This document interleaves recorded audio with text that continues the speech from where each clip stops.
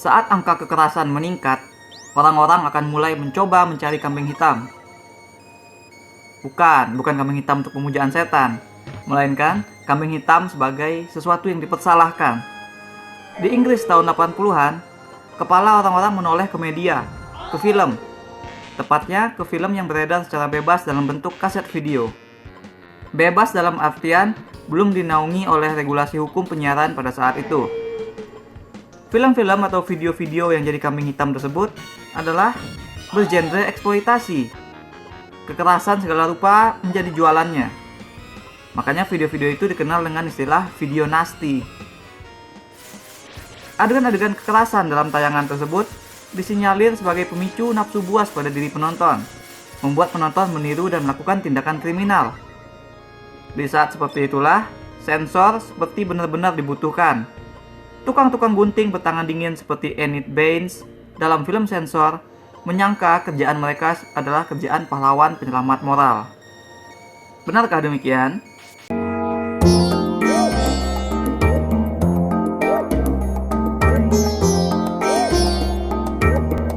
Enid memang memandang tinggi pekerjaannya tersebut.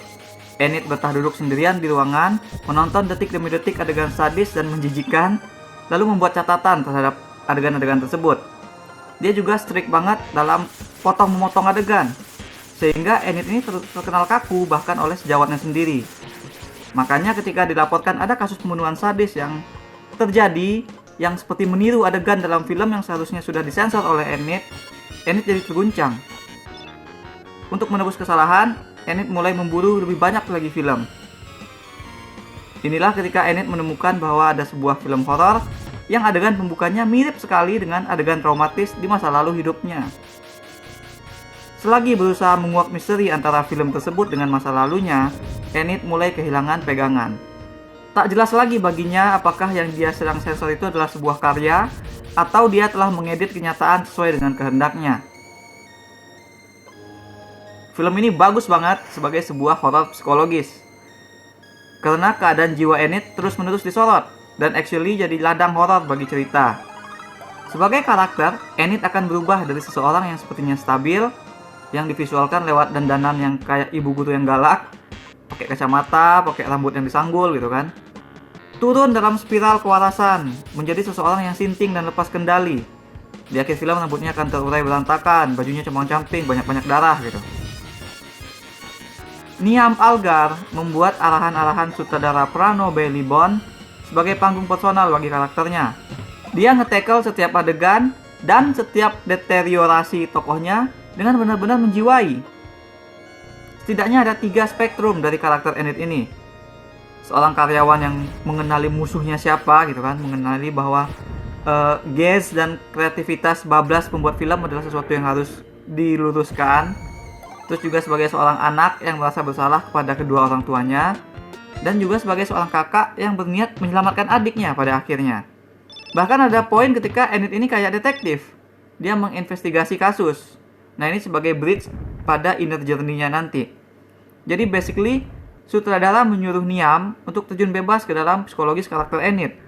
Dan Niamh melakukannya dengan sangat sukses, sehingga kita yang nonton tuh tahu si Enid ini sedang dalam proses menjadi sinting, tapi kita tetap bertahan mendukungnya.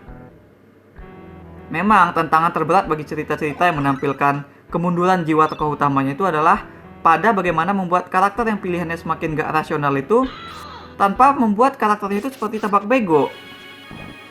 Misalnya kayak di film Saint Maud. Tokohnya mendengar bisikan setan alih-alih mendengar wahyu Tuhan kan. Namun kita berempati padanya. Kita paham pada duka karakter tersebut. Kita mau memahami kenapa dia jadi halu seperti demikian. Nah, sensor berhasil menjajaki tantangan yang serupa. Di film ini, Enid mulai percaya adiknya masih hidup. Mulai percaya ada filmmaker yang telah menculik dan menyembunyikan sang adik. Tapi kita semua tahu itu tuh nggak benar. Kita nggak percaya sekalipun pada teori si Enid itu. Kita duduk menonton dirinya karena kita begitu mesmerized oleh journey-nya si Enid. Kita bersimpati. Atau mungkin film telah berhasil ikut membuat kita terhipnotis. Kita telah dibuatnya ikut blur ke dalam batas antara garis halusinasi dengan realita. Jika kasusnya memang seperti ini, maka itu hanya menunjukkan bahwa betapa kuatnya arahan sang sutradara dalam debut film panjangnya ini. Bailey Bond berhasil membangun tensi, berhasil membuat kemunduran state of mind si Enid sebagai suatu perjalanan yang menghantui, sehingga kita tidak bisa terlepas darinya. Treatment yang unik, craft yang spesial, semuanya dilakukan oleh Bailey Bond untuk membuat pengalaman psikologis Enid terasa nyata. Kabut-kabut dipakainya untuk menghasilkan estetik yang surrealis perihal sebuah ketidakpastian, sebagai kontras dari ruangan kantor yang serba tegas. Misalnya lagi dengan Seamless, si Bailey Bond memainkan rasio layar. Jadi lebar layar yang normal saat adegan-adegan yang memang nyata, dan kemudian tanpa kita sadar layarnya akan semakin menyempit untuk mengindikasikan semua itu hanyalah tayangan di layar kaca yang sedang ditonton oleh Enid gitu. Dan layar bahkan jadi lebih sempit lagi ketika menampilkan keadaan saat sedang dalam proses syuting. Ini sejalan dengan sempit dan kalutnya perasaan yang menggelayuti si Enid. Puncak dari craft film ini ada pada menjelang akhir. Kontras visual dengan pakai efek-efek glitch berhasil dimainkan ke dalam efek yang benar-benar bikin kita merasa uneasy, karena menyadari ada sesuatu yang tidak disadari atau mungkin yang di-cut keluar oleh Enid. Ada kenyataan yang di-cut keluar. Horornya itu di sini gitu. Aspek menghibur dari sebuah film horor dicapai oleh sensor ini lewat persembahan kepada genre video nasty itu sendiri. Ya, genre itu memang real. Sebagian besar judul film yang disebut dalam cerita ini adalah judul-judul film yang memang beneran ada di tahun 80-an. Dan memang filmnya nasty banget gitu. Jadi cobalah nonton, pasti nggak bakal kuat perut kalau nggak kebiasa. Nah, ketika harus menciptakan adegan video nasty versi sendiri, film itu nggak ragu untuk membuat layarnya menjadi grainy supaya mirip dengan video-video horor tahun 80-an yang berbudget rendah.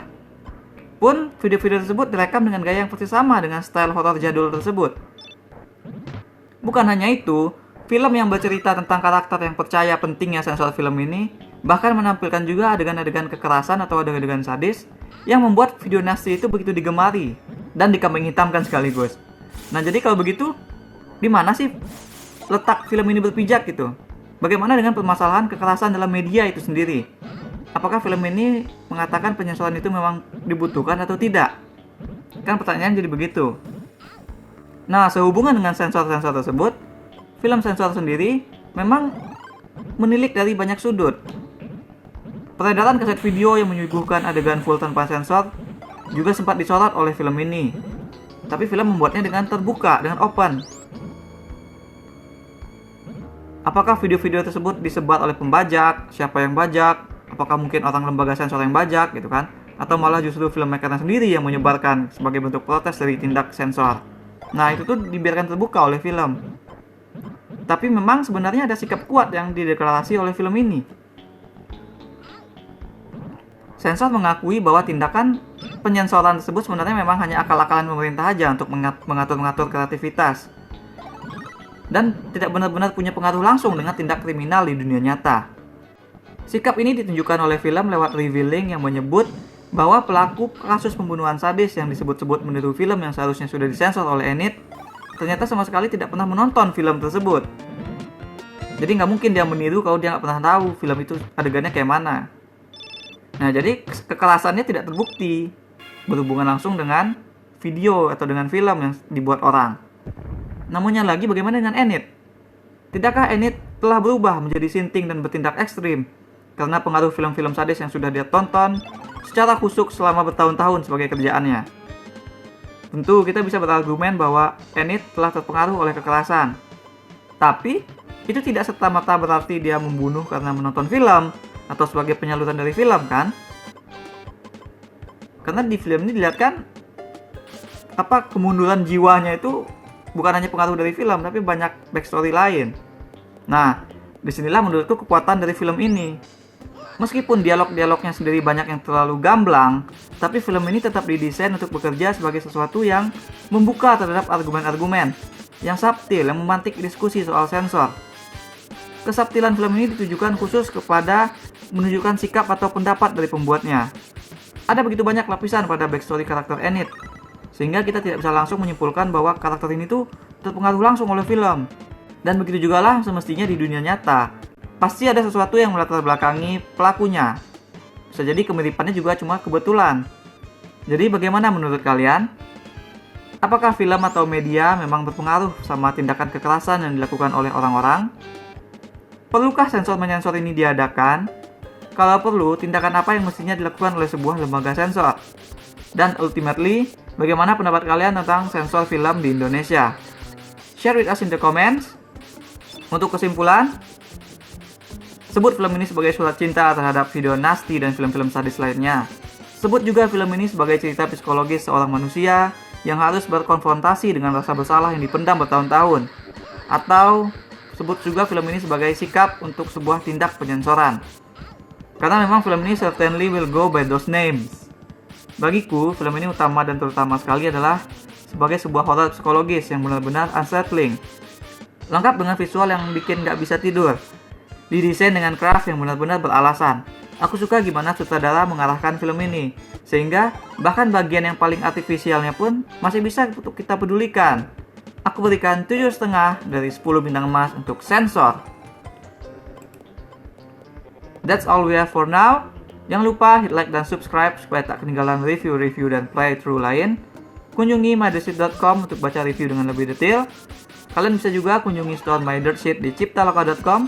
Ada banyak kaos dan pernak-pernik custom yang unik, mulai dari film, game, musik, hingga wrestling. Aku juga menerima pesanan desain dan sketsa wajah. Thanks for watching. Remember in life, there are winners and there are losers.